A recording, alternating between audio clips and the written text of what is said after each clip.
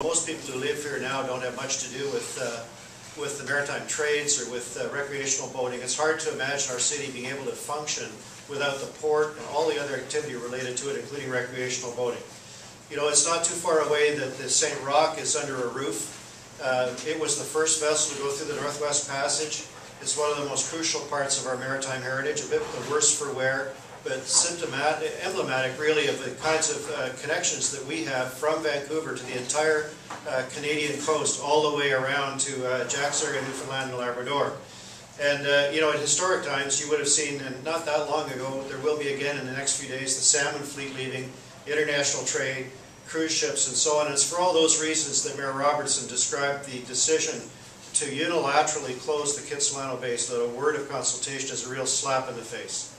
And Council voted on earlier this week to call on the federal minister to turn back that decision, call on the Prime Minister to reverse that decision and make sure that that base stays open.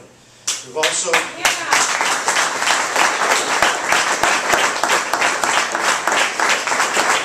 I want to acknowledge that the Park Board, which had this debate raised as well, and Constance Barnes and Era Jasper here from the Park Board, voted, I think this previous night, on exactly the same lines after an important debate, because they're quite aware, having so many parks along the shore, how big a deal this is.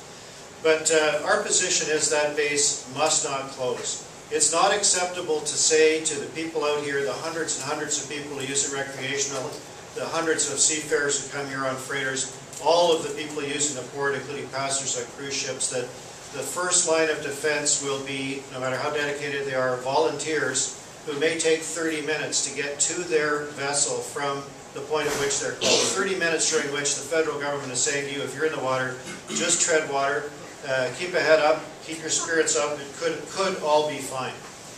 You know, there's certain things that are happening in Ottawa that I can identify with to a degree, and one is the decision of the government, or the announced intention at least, to make further investments in Coast Guard, including, I think it's a $720 million polar icebreaker, which is going to be called the John Diefenbaker.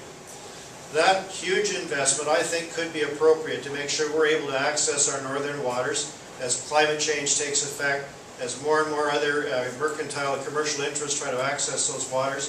The kind of thing that we started doing when the St. Roch made that very dangerous journey. Another $194 million for mid-shore patrol vessels. But where is the commitment to the basic services needed by the people who are working and living and playing on this waterfront? They're being cut, and it makes no sense whatsoever.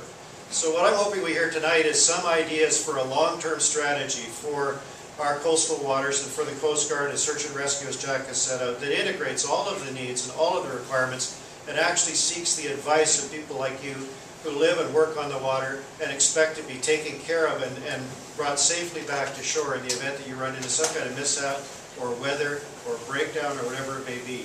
So I want to just end on this note.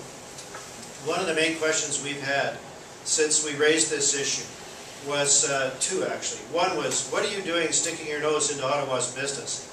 And I want to thank you for coming here tonight and saying this is everybody's business. This is a life and death matter. So we all need to